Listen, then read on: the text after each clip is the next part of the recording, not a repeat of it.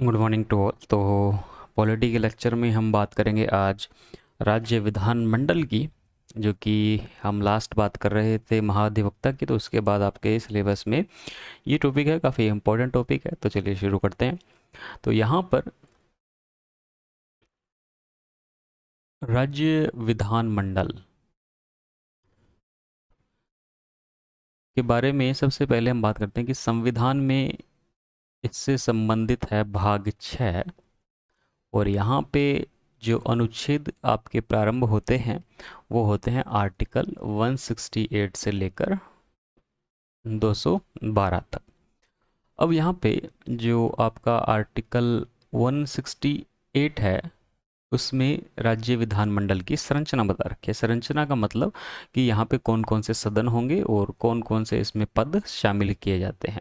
तो जब भी इस तरह का सवाल आता है तो इसमें ध्यान रखिएगा कि यहाँ पे आर्टिकल में जो बता रखा है उसमें बता रखा है कि 2 सदन प्लस राज्यपाल का जो पद है ये मिलकर राज्य विधानमंडल की संरचना को बनाते हैं। अब सीधी सी बात है, दिमाग में ये सवाल आता है कि 2 सदन तो बता रखा है, पर राजस्थान में तो ऐसी स्थिति ही नहीं है। और राजस्थान के अलावा बहुत सारे ऐसे स्टेट हैं जहाँ पे 2 सदन नहीं है, केवल 7 ही ऐसे स्टेट हैं जहाँ पर 2 सदन हैं। तो फिर क्या होगा? तो वहाँ पर देखिए, जो भी सदन एक प्रेजेंट है और राज्यपाल हैं, उन दोनों को मिलाकर राज्य विधानमंडल कहा जाता है। ठीक है, इस चीज़ को ध्यान रखिएगा। इसके बाद हम बात करते हैं कि ये जो 2 सदन हैं, तो ये कौन कौन से सदन हैं इनके बारे में वैसे आप सबको पता होगा। इनमें एक है विधानसभा और दूसरी है विधान परिषद। अब यहाँ पे विधान परिषद और विधानसभा में कई बार नाम को लेके कन्फ्यूजन हो जाता है, तो ध्यान रखिएगा। विधानसभा को निम्न सदन भी कहा जाता है, इसे हम पहला सदन भी कहते हैं, या इसे उच्च सदन भी, और सॉरी, लोकप्रिय सदन भी कहा जाता है।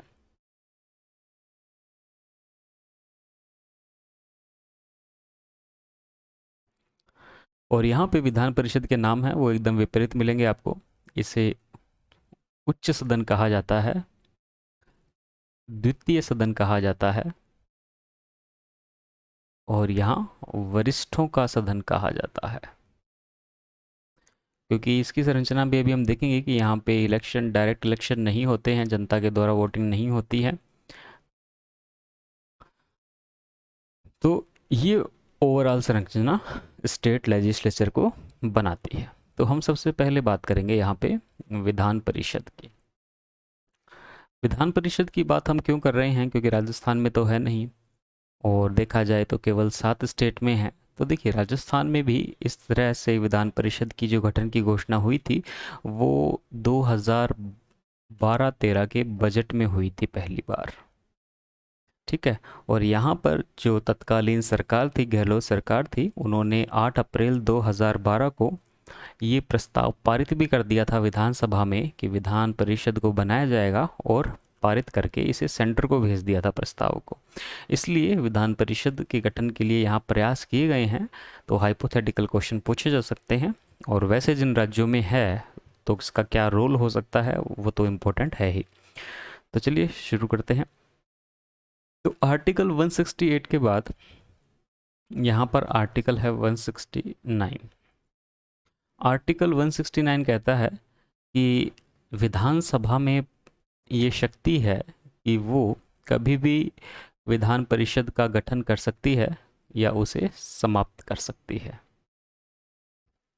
ठीक है। इसके लिए क्या करना होगा? यहाँ पर जो भी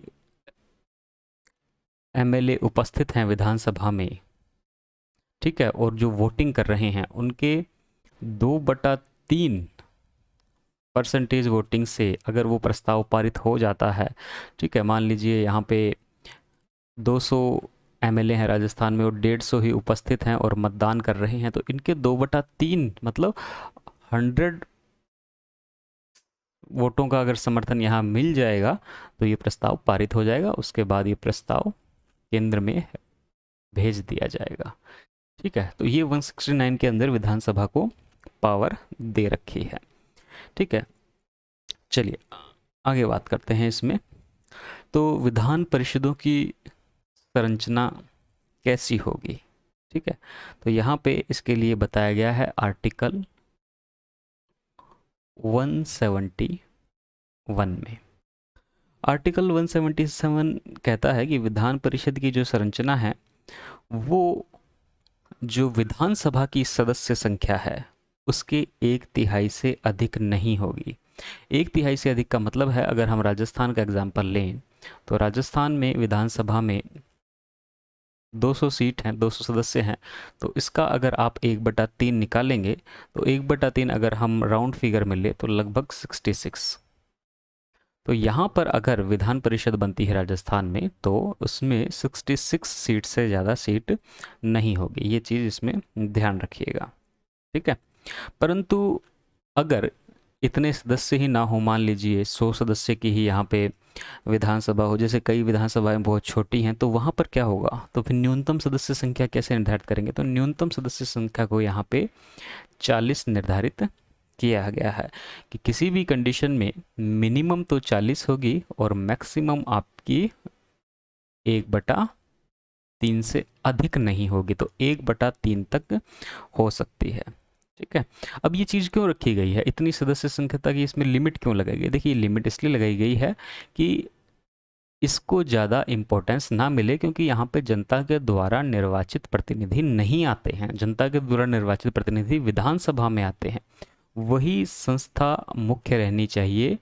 यहाँ पर इस संस्था को प्रमुख नहीं बनाया जा सकता है, क्योंकि जब संयुक्त अधिवेशन हो अगर किसी कारणवश, तो फिर विधान परिषद की संख्या भारी पड़ सकती है वोटिंग के अंदर। ठीक है, इसलिए इसकी सदस्य संख्या को लिमिटेड रखा गया है।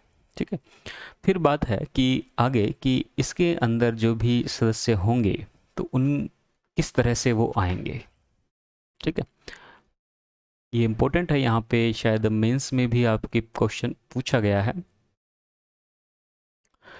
तो इसमें एक बात ध्यान रखिएगा कि यहाँ पर विभिन्न सोर्स से सदस्य लिए जाएंगे। अगर हम कुल मिलाकर मोटे तौर पे अगर बात करें तो कुल सदस्य संख्या के जो 5/6 सदस्य हैं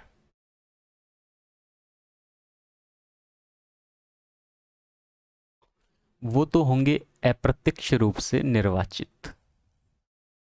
अभी समझते हैं अप्रत्यक्ष रूप से निर्वाचन कैसे होगा, इनडायरेक्ट इलेक्शन का कैसे होगा। और 1/6 सदस्य जो हैं वो होंगे यहाँ पे नॉमिनेटेड राज्यपाल के द्वारा। ठीक है, तो अब ये जो 5/6 सदस्य हैं और 1/6 सदस्य हैं, इनकी हम समझ लेते हैं किस तरह से ये आएंगे। तो देखिए, 5/6 सदस्य यहाँ पे 5 श्रेणियों से लिए जाएंगे। ठीक है, इस तरह से ही यहाँ पे जो क्वेश्चन आया था मेंस में, उसमें संरचना पूछ ली गई थी, इसको ध्यान रखिएगा। तो यहाँ पर इस तरह से प्रावधान कर रखा है कि कुल सदस्य संख्या के 1/3 सदस्य आएंगे एमएलए की वोटिंग से।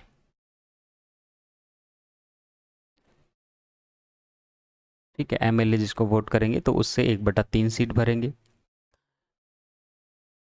1/3 आएंगे यहाँ पे जो यहाँ पे लोकल बॉडीज हैं, स्थानीय निकाय हैं। ठीक है, स्थानीय स्वशासन है, तो यहाँ पे स्थानीय निकाय है,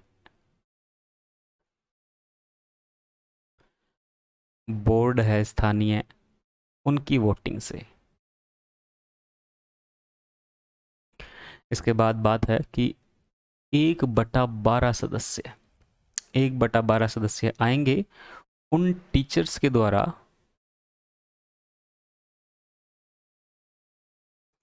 जो कि 3 वर्ष पूर्व के 10वीं लेवल तक के टीचर हों। ठीक है, तो 1/12 सदस्य टीचर की वोटिंग के द्वारा यहाँ पे लिए जाएंगे।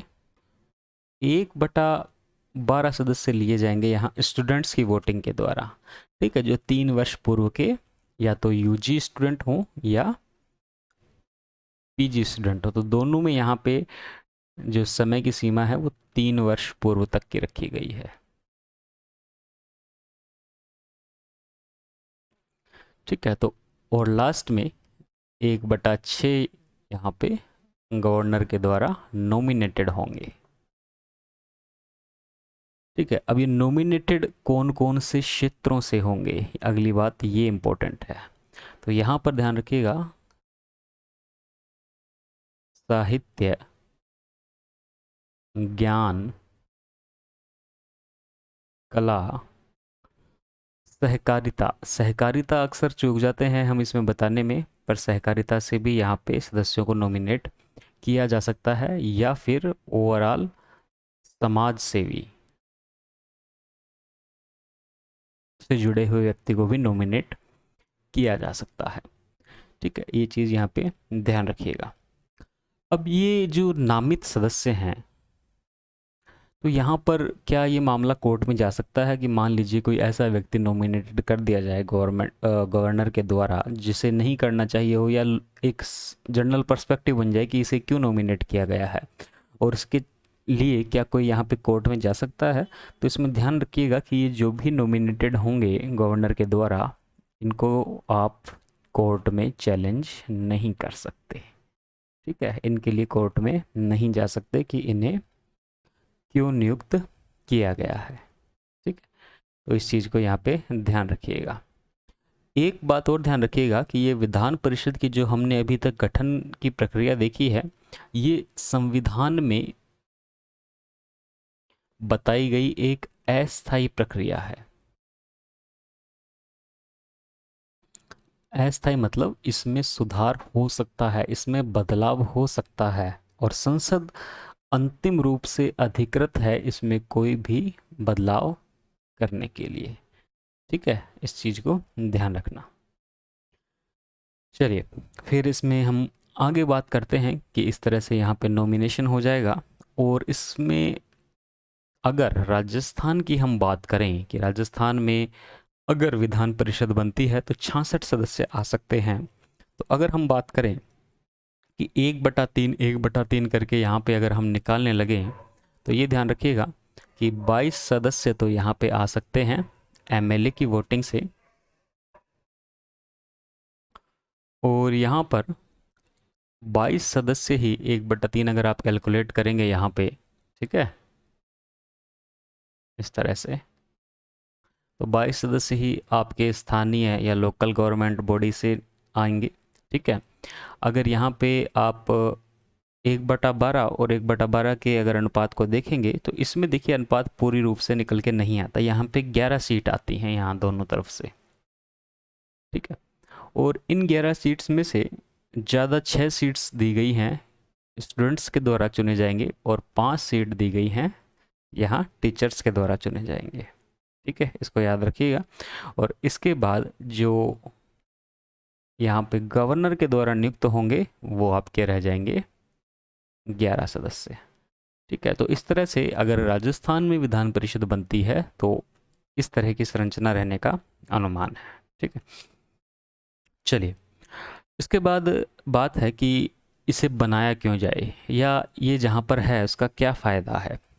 ठीक है, तो ऐसे कह सकते हैं कि इसके प्रोज और कॉन्स क्या हो सकते हैं यहाँ पे। ठीक है, प्लस माइनस इसके क्या हो सकते हैं। तो देखिए, अगर विधान परिषद है तो एक बात यह है कि जब भी आपका कोई कानून या लॉ बन रहा है तो उसमें एक स्टेप बढ़ जाएगा।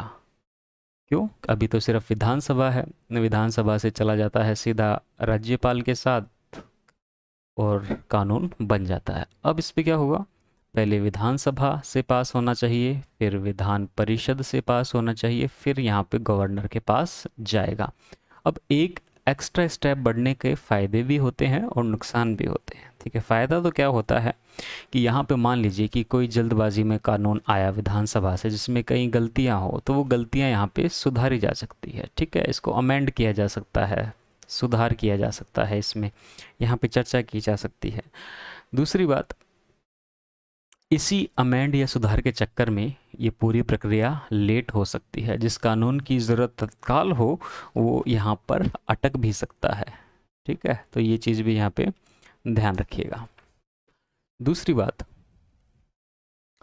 कि विधानसभा में तो डायरेक्ट वोटिंग कर लेती है जनता, और यहाँ पे जिनको टिकट मिल जाता है वो जीत जाते हैं, ठीक है, विधानसभा में आ जाते हैं, एमएलए बन जाते हैं। पर जिन लोगों को टिकट नहीं मिलता और जो काबिल होते हैं, जिनकी ज़रूरत है सरकार को कानून निर्माण में, उनकी राय महत्वपूर्ण है, तो उन लोगों को कैसे लाएं कानून निर्माण की प्रक्रिया में? तो उसके लिए एक साधन विधान परिषद ही है, जहाँ पे आपको एक कहते हैं ना मैच्योर ओपिनियन मिलेगी हर जगह पे, ठीक है, क्योंकि हम नियुक्त ही इस तरह से कर रहे हैं यहाँ पे। विभिन्न क्षेत्रों से लोग आएंगे तो एक क्वालिटी बढ़ेगी यहाँ पे संसद की, ठीक है, इसका भी ध्यान रखिएगा।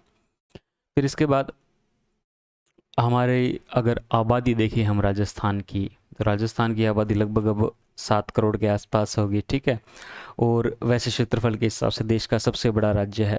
तो इस हिसाब से यहाँ पे जो विधानसभा है उसकी सीट कम है, 200 सीट हैं जी, ठीक है, काफ़ी टाइम से। तो ये सीट की जो संख्या है ये बढ़नी चाहिए, सबको प्रतिनिधित्व मिलना चाहिए, और जब तक ऐसा नहीं होता तब तक आप विधान परिषद के माध्यम से यहाँ पे लोगों को प्रतिनिधित्व दे सकते हो, ठीक है। तो ये चीज़ें ध्यान रखिएगा, ये इसके प्लस में है। तो इसके माइनस में क्या है फिर? तो पहली बात तो मैंने कहा कि यहाँ पे चर्चा से कानून लेट हो सकता है, ठीक है। दूसरी बात, विधानसभा का खर्चा ही इतना ज़्यादा है, ठीक है, तो यहाँ पे एक अनुमान लगाया गया था कि अगर विधान परिषद का गठन किया जाएगा तो लगभग 400 करोड़ रुपए खर्च होंगे, ठीक है। तो एक एक्स्ट्रा बर्डन पड़ता है, ठीक है, राज्य की आर्थिक स्थिति इतनी ठीक नहीं है, एक्स्ट्रा बर्डन रहेगा हर साल का, ठीक है।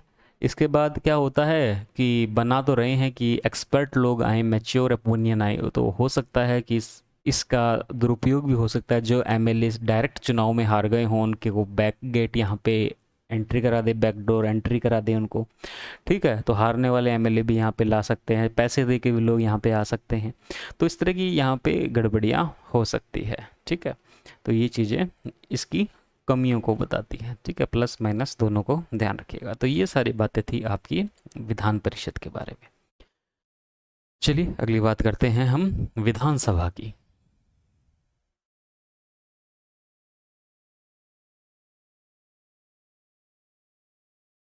विधानसभा के बारे में तो लगभग आप सभी बातें यहाँ पे जानते हैं, फिर भी जो इम्पोर्टेंट बातें हैं वो कर लेते हैं। देखिए, विधानसभा के बारे में जो उपबंध है वो उपबंध यहाँ पे आर्टिकल 170 में लिखे गए हैं, और यहाँ पर जो भी विधानसभा में सीट्स निर्धारित होती है एमएलए की, तो वो जनगणना के हिसाब से निर्धारित होती है, ठीक है। इसके लिए यहाँ पे परिसीमन आयोग का गठन होता है। तो इसमें एक चीज़ इंपॉर्टेंट आपके निकल के आएगी, परिसीमन आयोग, ठीक है, इसे ध्यान रखिएगा, परिसीमन आयोग।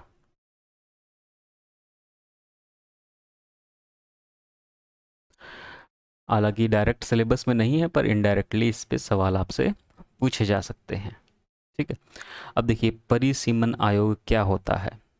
तो यहाँ पर भारतीय संविधान की जो धारा 82 है, आर्टिकल 82 है, वो परिसीमन आयोग के बारे में बात करता है, ठीक है। और परिसीमन आयोग क्या करेगा?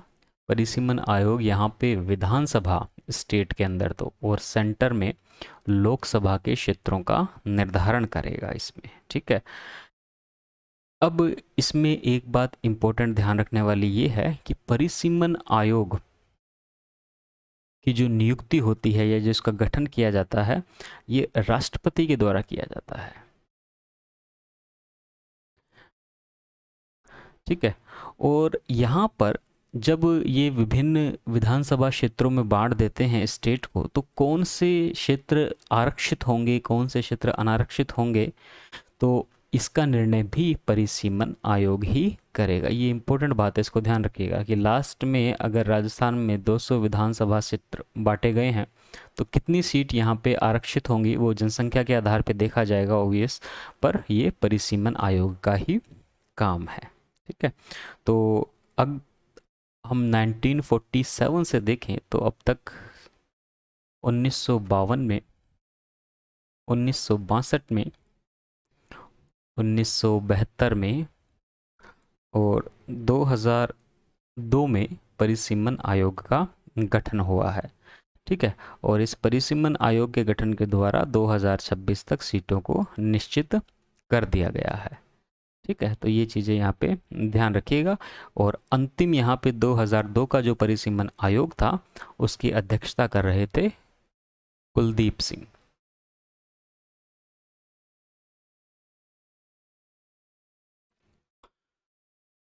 तो ये हो गया हमारे विधानसभा का बैकग्राउंड कि विधानसभा किस हिसाब से बनती है। ठीक है, चलिए फिर आगे बात करते हैं कि जो आरक्षण सीटें होंगी वो परिसीमन आयोग करेगा और रिजर्वेशन देगा जनसंख्या के आधार पर। इस चीज़ को भी ध्यान रखिएगा, जनसंख्या के आधार पर यहाँ आरक्षण दिया जाएगा। फिर इसके बाद एक आर्टिकल इम्पोर्टेंट आता है कि मान लीजिए कि हमारे स्टेट में तो खैर एंग्लो इंडियन नहीं है, अगर एंग्लो इंडियन स्टेट में हों, ठीक है, तो उनके लिए स्थानों का आरक्षण भी किया जाएगा। ये नॉर्मल आरक्षण से अलग है। ठीक है, तो यहाँ पर ये जो आरक्षण किया जाएगा उसमें मैंने आपको बताया था कि गवर्नर उस सीट पर फिर नियुक्त कर सकता है, नॉमिनेट कर सकता है। और ये है आपका आर्टिकल 333, इम्पोर्टेंट है, एंग्लो इंडियन पे ये पूछा जा सकता है। ठीक है, इसको ध्यान रखिएगा। इसके बाद हम बात करते हैं कि विधानसभा की अवधि कितनी होती है। ठीक है, तो अवधि के बारे में बताता है आर्टिकल यहाँ पे 72। तो यहाँ पे देखिए आर्टिकल क्या कहता है कि जो भी राज्य की विधानसभा है, अगर ये जहाँ से काम करना शुरू कर रही है और इसे समय से पहले अगर विघटित नहीं किया जाएगा, ठीक है, इस काम करने शुरू का मतलब इसका जो प्रथम अधिवेशन हो रहा है चुनाव के बाद, तो प्रथम अधिवेशन से अगर बीच में विघटित ना हो तो ये समय निर्धारित किया गया है 5 वर्ष का। ये 5 वर्ष तक काम करती रहेगी। अब क्या ये इससे ज़्यादा के लिए काम कर सकती है? तो बिल्कुल ये काम कर सकती है। अगर देश में आपातकाल की स्थिति हो तो यहाँ पर इस कार्यकाल को 1 वर्ष के लिए बढ़ाया जा सकता है एक बार में। ठीक है, इसमें एक बात ध्यान रखिएगा कि एक बार में इसके कार्यकाल को आपातकाल के दौरान 1 वर्ष के लिए बढ़ाया जा सकता है। और मान लीजिए कि 1 वर्ष के लिए बढ़ा दिया गया और उसके बाद आपातकाल समाप्त हो जाता है, तो फिर ये जो विस्तार है ये 6 महीने से अधिक नहीं होगा।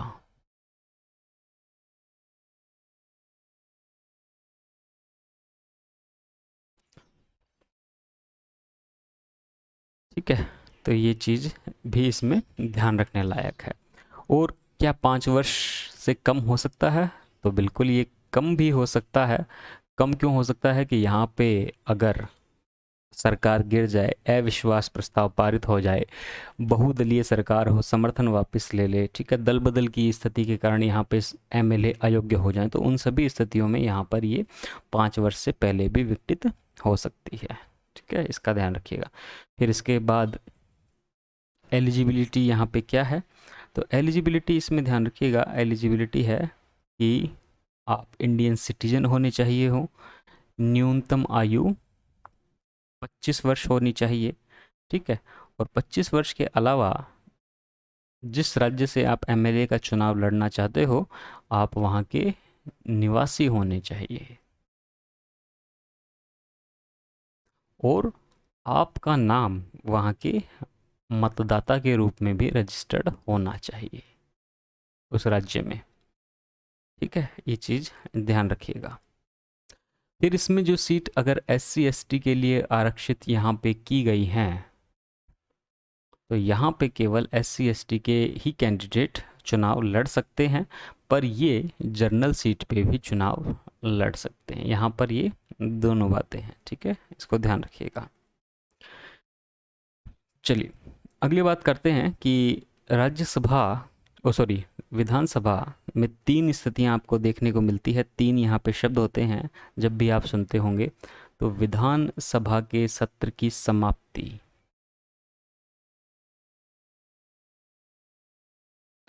सत्र की समाप्ति। दूसरा शब्द सुनते हो विघटन।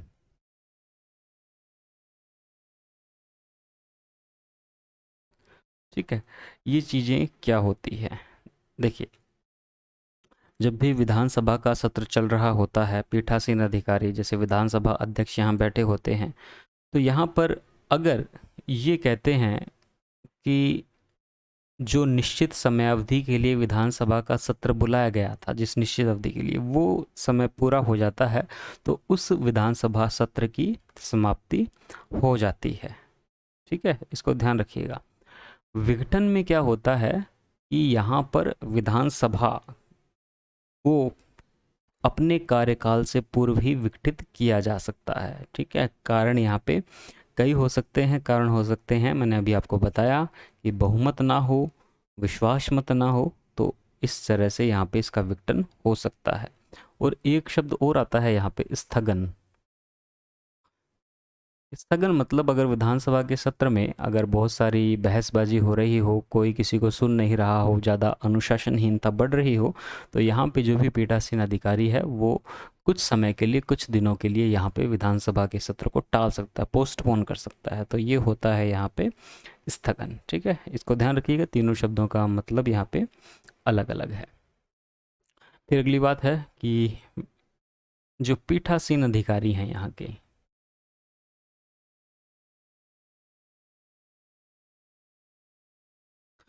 वो कौन कौन है और उनकी क्या क्या ड्यूटीज़ हैं, किस तरह से अपॉइंट होते हैं। तो देखिए, पीठासीन अधिकारी के बारे में यहाँ पे आपको दो पद मिलेंगे, एक तो यहाँ मिलेंगे अध्यक्ष और एक मिलेंगे उपाध्यक्ष।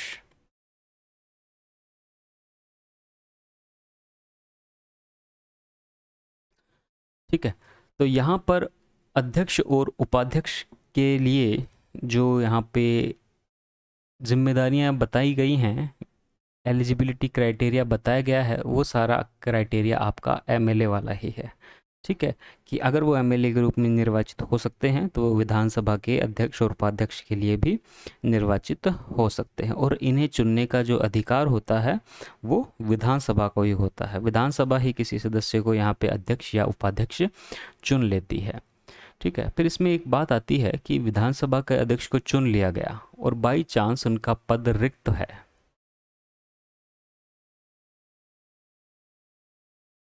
ठीक है, किसी वजह से वो मान लीजिए कि लंबी छुट्टियों पे चले गए, ठीक है, तो उनका पद रिक्त है, तो यहाँ पे देखिए क्या होगा। तो यहाँ पर निम्न तरह की कार्रवाइयाँ हो सकती हैं, जैसे, तो इन कार्रवाइयों में देखिए अगर पद रिक्त है तो क्या क्या हो सकता है। पहली बात तो हमें ये देखना है कि पद रिक्त हुआ क्यों। ठीक है, तो देखिए पद रिक्त इस वजह से हो सकता है कि अध्यक्ष उपाध्यक्ष ने त्याग पत्र दे दिया हो। ठीक है, तो पद रिक्त हो सकता है। दूसरा कारण हो सकता है कि विधानसभा के सभी सदस्यों ने ऐसा प्रस्ताव पारित किया गया हो जिनके कारण इन्हें पद से हटा दिया गया हो, तो उस स्थिति में भी यहाँ पे पद रिक्त हो सकता है। ठीक है, प्रस्ताव पारित कर दिया जाए। तीसरा हो सकता है यहाँ पे कारण कि वो किसी भी वजह से अयोग्य हो जाए विधानसभा सदस्य के। मान लीजिए कि एमएलए है, वो विधानसभा यहाँ पे अध्यक्ष बने हुए हैं और वो एमपी के चुनाव में चल जाते हैं, तो एमपी के चुनाव में जीत जाते हैं और वहाँ पे तो उन्हें एमएलए का पद छोड़ना पड़ेगा, तो वो वैसे ही एलिजिबल नहीं रहते विधानसभा अध्यक्ष के पद के लिए। क्यों? क्योंकि वो विधानसभा के सदस्य ही नहीं रहे।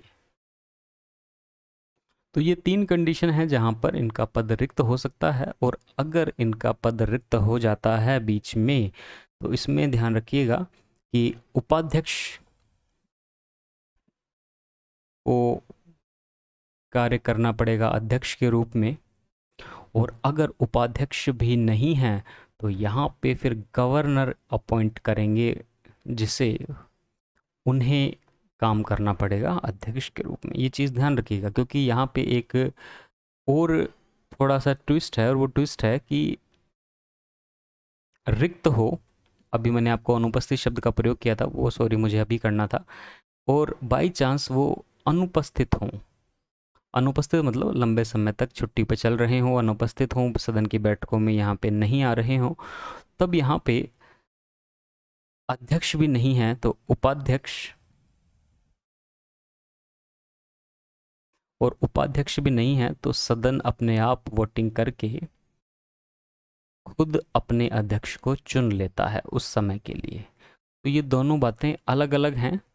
रिक्तता की कंडीशन में राज्यपाल नॉमिनेट करेंगे, अनुपस्थिति की कंडीशन में यहाँ पे विधानसभा खुद ही चुन लेगी अपना अध्यक्ष। ठीक है, तो ये चीज़ें इसमें ध्यान रखनी है। फिर इसके बाद बात करते हैं यहाँ पे जो पीठासीन अधिकारी हैं इनकी मुख्य शक्तियाँ क्या क्या होती है, विधानसभा अध्यक्ष की शक्तियाँ क्या क्या होती है, क्या क्या इनके कर्तव्य होते हैं। तो पहली बात, इन्हें एक निश्चित कोरम चाहिए, गणपूर्ति चाहिए जब भी सदन की बैठक हो रही है। और गणपूर्ति या कोरम का मतलब होता है न्यूनतम सदस्य संख्या जिसके कारण हम बैठक को शुरू कर सकते हैं। ठीक है, तो 1/10 होती है और 1/10 नहीं हो जाती तब इनको अधिकार है ये विधानसभा की बैठक को स्थगित कर सकते हैं। ठीक है, सस्पेंड कर सकते हैं, पोस्टपोन कर सकते हैं। दूसरा, वोटिंग हो रही है, वोटिंग चल रही है किसी मुद्दे पे, बराबर बराबर के वोट हो गए तो ये वैसे तो मत नहीं देते हैं, परंतु अगर कास्टिंग वोट की बात आ जाए, निर्णायक मत देना हो कि कोई डिसीजन नहीं हो पा रहा है, बराबर बराबर आ गया तो निर्णायक मत देने का ये अधिकार रखते हैं। ठीक है, इस बात का भी ध्यान रखिएगा। इसके अलावा कोई भी विधेयक वित्त विधेयक है या नहीं, इसका निर्णय सदन के अध्यक्ष ही करेंगे। वित्त विधेयक है या नहीं, उसे इस कैटेगरी में डाला जाए या नहीं, ये निर्णय भी पीठासीन अधिकारी का होगा। इस पर बहुत बार क्वेश्चन पूछा जा चुका है। ठीक है, इसको ध्यान रखिएगा। फिर इसके बाद अगर कोई एमएलए दल बदल 10वीं अनुसूची में जो बता रखे हैं प्रावधान दल बदल के, उससे संबंधित प्रावधानों के अंतर्गत अगर अयोग्य हो जाता है तो इस संबंध में अंतिम निर्णय भी यहाँ पे पीठासीन अधिकारी या अध्यक्ष ही लेते हैं। ठीक है, ये चीज़ ध्यान रखिएगा, केवल दल बदल वाली बात कर रहा हूँ मैं। और अन्य तरह की अयोग्यताएं हो जाए तो अन्य तरह की अयोग्यताओं के बारे में निर्णय फिर राज्यपाल लेंगे निर्वाचन आयोग से कंसल्ट करके। पर दल बदल वाले स्पेसिफिक मैटर में यहाँ पे विधानसभा अध्यक्ष का ही अंतिम निर्णय होगा। इसके अलावा सदन में जो भी समितियां बनेगी विभिन्न कार्यों के लिए, तो उन समितियों के अध्यक्षों की नियुक्ति इन्हीं के द्वारा की जाएगी। ठीक है, लोक लेखा समिति, प्राक्कलन समिति, इनके बारे में पढ़ेंगे। समितियों के अध्यक्ष की नियुक्ति, तो ये रहेंगे विधानसभा अध्यक्ष की शक्तियां। ठीक है, इसे ध्यान रखिएगा। चलिए अब बात कर लेते हैं विधानसभा के सदस्यों की, जो यहाँ एमएलए हैं। एमएलए के यहाँ पे क्या विशेषाधिकार हैं, क्या इनके पावर हैं, ठीक है, इसकी बात कर लेते हैं हम यहाँ पे। देखिए, सदस्यों के अगर विशेषाधिकार की बात करें तो इसमें ये बात ध्यान रखना कि आपको पता है कि एमएलए किसी भी मुद्दे को जब विधानसभा में बोलते हैं या चर्चा के लिए उठाते हैं, ठीक है, कोई भी बात ये कह देते हैं, तो उस बात के संदर्भ में, उस तथ्य के संदर्भ में जो इन्होंने विधानसभा में कही है, यहाँ पर कोई भी कोर्ट में इनकी जिम्मेदारी तय नहीं की जाती। ठीक है, एक बात ये ध्यान रखिए। इसीलिए आप देखते हो कि एमएलए विधानसभा में कुछ भी बोल देते हैं यहाँ पे। दूसरा इनका विशेष अधिकार है कि मान लीजिए कि 1 तारीख को, किसी भी महीने की 1 तारीख को विधानसभा का सत्र शुरू होने वाला है, तो इससे 40 दिन पहले और यहाँ पर ये जो सत्र चल रहा हो, ठीक है, 40 दिन बाद, तो यहाँ पर इन्हें गिरफ्तार नहीं किया जा सकता अगर कोई सिविल केस हो। पर अगर कोई आपराधिक केस हो, ठीक है, फौजदारी कानून के अंतर्गत ये आ रहे हैं, तो वहाँ पर ये नियम लागू नहीं होगा आपराधिक केस में।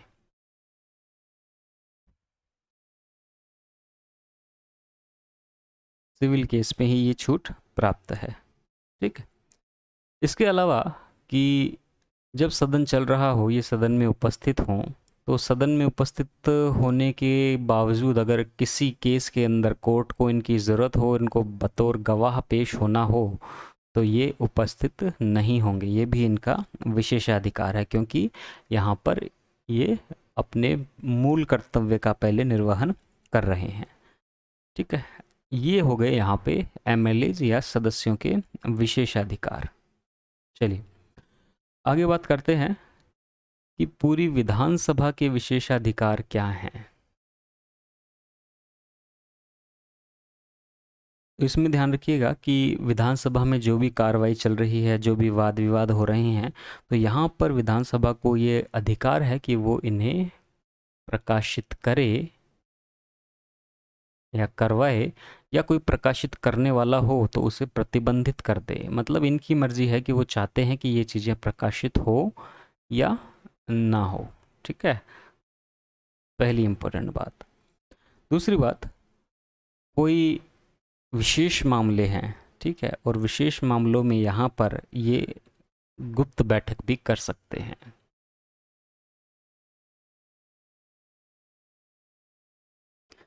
ठीक है, इसके अलावा ये जो हमने एमएलए के ऊपर विशेषाधिकार बताए, अगर इन अधिकारों में से किसी अधिकार का उल्लंघन हो जाता है, ठीक है, तो यहाँ पर जो उल्लंघन कर रहा है, जिसकी वजह से उल्लंघन किया है, जो बाह्य व्यक्ति है,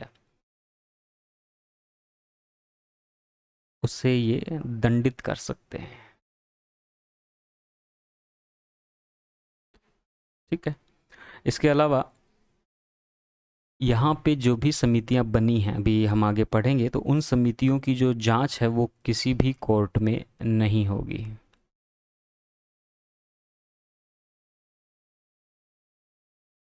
कोर्ट में समितियों की जांच नहीं होगी। ठीक है, तो ये है यहाँ पे विधानमंडल के या विधानसभा के विशेष अधिकार। तो यहाँ से विशेष अधिकार पे भी क्वेश्चन पूछा जा सकता है, इसको ध्यान रखिएगा। चलिए, अब बात आती है कि आर्टिकल पूछ लिया जाए बाय चांस, तो ये तो 194 के अंतर्गत दिए गए हैं एमएलए के सारे विशेष अधिकार। ठीक है, तो यहीं से ज़्यादा आपसे क्वेश्चन पूछा जा सकता है, इसे ध्यान रखिएगा। इसके अलावा इसमें एक बात और ध्यान रखिएगा कि यहाँ पर ये जो विशेषाधिकार दिए गए हैं, ये विशेषाधिकार यहाँ पे राज्यपाल को नहीं दिए गए हैं, जो कि पूरी प्रक्रिया का अभिन्न अंग है। परंतु इसके जो एक्स्ट्रा पार्ट हैं, जैसे विधानमंडल के इस अंग के रूप में हम महाअधिवक्ता को पढ़ते हैं, तो ये महाअधिवक्ता को प्राप्त हैं। ठीक है, ये भी इम्पोर्टेंट बात है, महाअधिवक्ता को ये विशेष अधिकार है, जबकि राज्यपाल को ये प्राप्त नहीं होते। ठीक है, ये चीज़ें ध्यान रखनी है। फिर इसके बाद आती हैं समितियाँ। तो समितियों की हम चर्चा अभी नहीं करेंगे, इसको हम सेंटर की समितियों के साथ ही पढ़ लेंगे, क्योंकि लगभग इनकी जो कार्य प्रणाली है वो एक जैसी ही होती है। चलिए, अब ओवरऑल लास्ट में हम बात कर लेते हैं यहाँ पे राजस्थान की विधानसभा के संदर्भ में।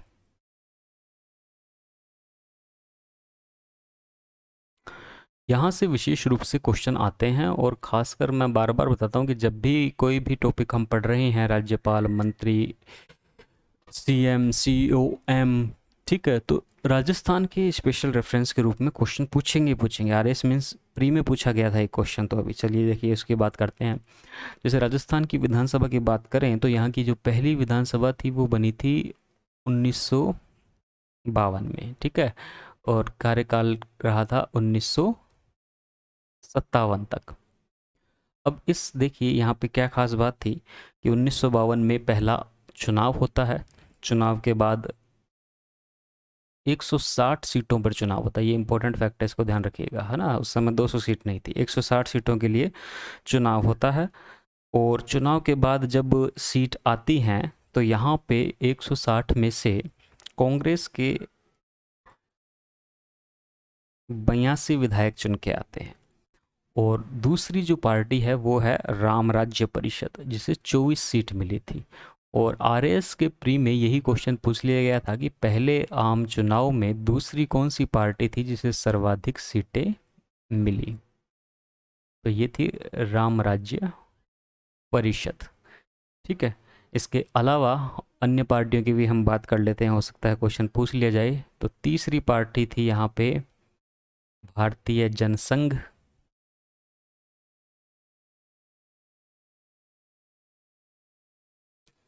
फिर थी अगली पार्टी यहाँ पे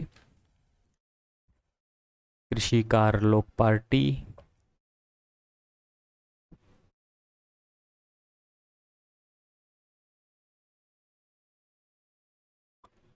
इसके अलावा हिंदू महासभा,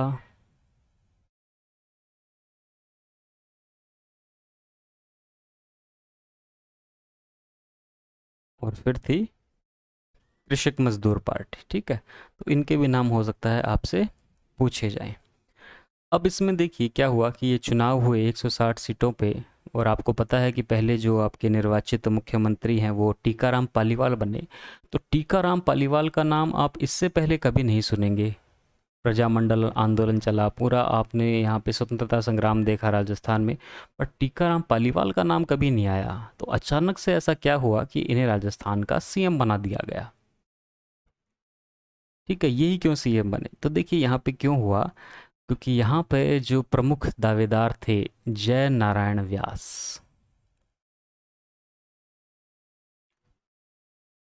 तो इन्होंने दो स्थानों से चुनाव लड़ा। ठीक है, एक जोधपुर से लड़ा और एक जालोर से लड़ा। अब दोनों ही जगहों पर ये चुनाव हार गए। तो जो सबसे ज़्यादा स्ट्रॉन्ग कैंडिडेट था सीएम का, तो वो तो चुनाव हार गए, तो इन्हें सीएम यहाँ पे कैसे बनाए। ठीक है, इसके विपरीत टीकाराम पालीवाल यहाँ पे दो जगहों से खड़े होते हैं। ठीक है, और दोनों जगह से ही ये जीत जाते हैं, इसलिए इनकी यहाँ पे स्ट्रॉन्ग दावेदारी हो गई। ठीक है, इसके अलावा दूसरे नेता की बात करें जो गोकुल भाई भट्ट थे, क्योंकि गोकुल भाई भट्ट का नाम उस समय इस तरह से था कि इन्हें राजस्थान के सीएम बनाने की बातें थी। ठीक है, इन्होंने चुनाव लड़ा। ठीक है, पर ये चुनावों में हार गए, और चुनावों में हार के बाद ये राजनीति से ही पलायन कर जाते हैं। ठीक है, इसके बाद अगले दावेदार माणिक्यलाल वर्मा।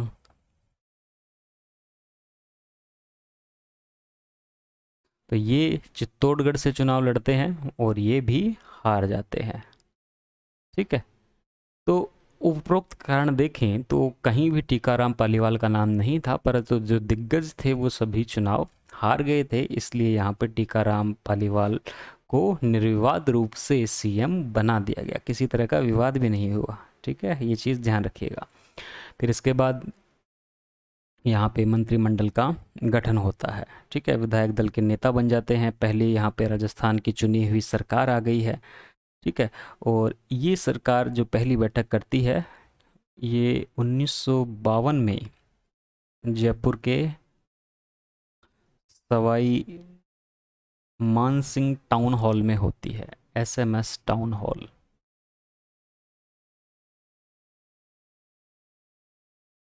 प्रथम बैठक। ठीक है, तो अब यहाँ पर विभिन्न पदों पर मंत्री नियुक्त किए जाते हैं। ठीक है, यहाँ पर देखिए आपने पढ़े होंगे नरोत्तम लाल जोशी का नाम। ठीक है, जो झुंझुनू से थे, तो इन्हें विधानसभा अध्यक्ष चुना जाता है।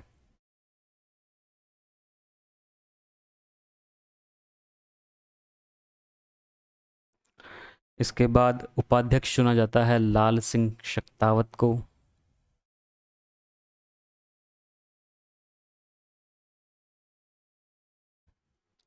ठीक है, अब देखिए यहाँ पर एक विशेष बात होती है, चूंकि मंत्री बनाया जाना था जयनारायण व्यास को, वो तो बन नहीं पाए और ये बन गए।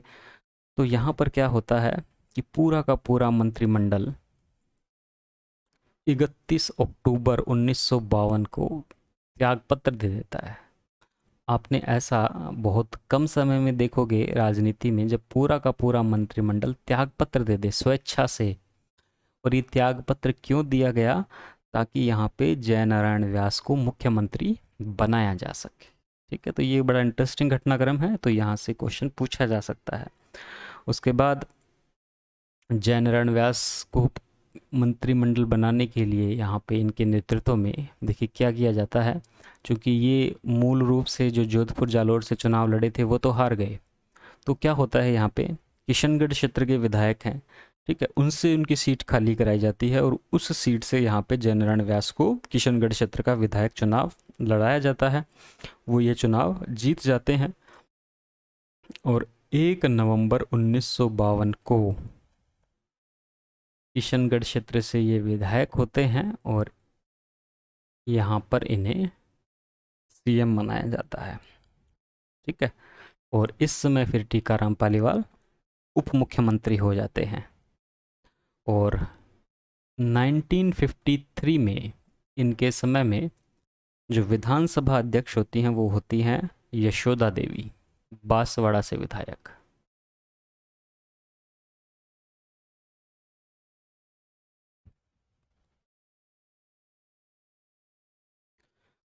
ठीक है, ये बात ध्यान रखिएगा। फिर इसके बाद अगली चुनाव की बात करते हैं, अगले मंत्रिमंडल की बात करते हैं, जो कि बनेगा मोहन लाल सुखाड़िया के नेतृत्व में। ठीक है, 13 नवंबर 1954 को। ठीक है, और यहाँ पे कमला बेनीवाल उपमंत्री बनती हैं, जो कि राजस्थान की पहली महिला मंत्री हैं। यहाँ पे यशोदा देवी पहली महिला विधानसभा अध्यक्ष हैं। ठीक है, इस तरह के फैक्ट हैं, इसलिए आप ध्यान रखिएगा इसको। और मोहनलाल सुखाड़िया का जो कार्यकाल है वो सबसे लंबा भी चलता है, और उनके कार्यकाल में ही यहाँ पर अजमेर का भी राजस्थान में विलय हो जाता है। ठीक है, तो इससे पहले अब तक जो चुनाव हो रहे थे 160 विधानसभा सीटों पे हो रहे थे, और जब अजमेर का यहाँ विलय हो जाता है तो अजमेर की यहाँ पर 30 सीटें इसमें और ऐड हो जाती हैं। ठीक है, तो यहाँ पे विधानसभा के चुनाव के कारण जो नतीजे आते हैं उसमें फिर 17 क्षेत्रों में वापस उपचुनाव होते हैं। ठीक है, और ये जो उपचुनाव हुए हैं ये भी आज तक का सर्वाधिक रिकॉर्ड है राजस्थान में उपचुनाव होने का। चलिए, इसके बाद लास्ट बात कर लेते हैं कि कौन कौन से विधानसभाओं के अंतर्गत क्या क्या घटनाएं हुई। तो देखिए, मुख्यतः तो आपातकाल से ही क्वेश्चन आता है, जो पहले भी हम डिस्कस कर चुके हैं, तो उसको हम पूर्व टॉपिक में ही यहाँ पे कवर कर लेते हैं कि राजस्थान में जब जब आपातकाल लगा तब हमने देखा कि यहाँ पे सीएम कौन थे। ठीक है, किसकी सरकार यहाँ पे गिरी, उसी के साथ हम यहाँ पे विधानसभा अध्यक्ष को भी याद कर लेते हैं कि कौन कौन से यहाँ पे नाम आप पढ़ेंगे। तो देखिए, राष्ट्रपति शासन में हमने पढ़ा कि 13 मार्च 1967 को पहला यहाँ पे राष्ट्रपति शासन लगता है। ठीक है, जहाँ पे संपूर्णानंद और सरदार हुकुम सिंह यहाँ पे राज्यपाल होते हैं। ठीक है, अब देखिए, इसमें एक चीज़ यहाँ पे और ऐड कर लीजिएगा कि ये राज्यपाल हैं, और ये जो विधानसभा है 1967 की, ये चौथी विधानसभा है।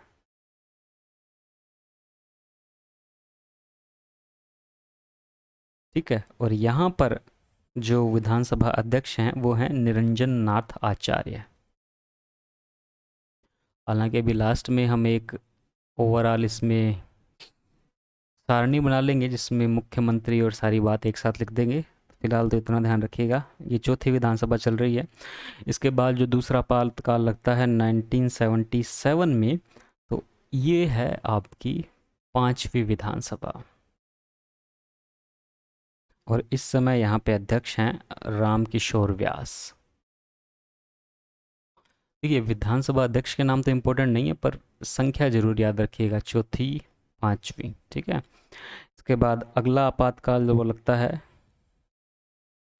1980 में, और ये चल रही होती है इस टाइम छठी विधानसभा। ठीक है, और यहाँ पे इस समय विधानसभा अध्यक्ष हैं गोपाल सिंह आहोर।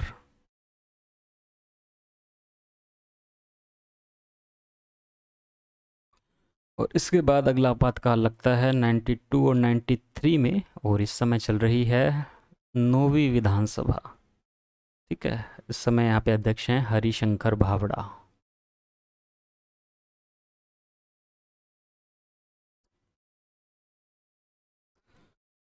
और लास्ट में इम्पोर्टेंट बात, 12वीं विधानसभा में यहाँ पे जो सुमित्रा सिंह है वो विधानसभा अध्यक्ष बनती हैं। ठीक है, तो ये बातें इसमें ध्यान रखिएगा। तो ये है आपका राज्य की विधानमंडल से आने वाले क्वेश्चन, जहाँ से क्वेश्चन पूछा जा सकता है। ठीक है, तो फिलहाल इस लेक्चर में इतना ही।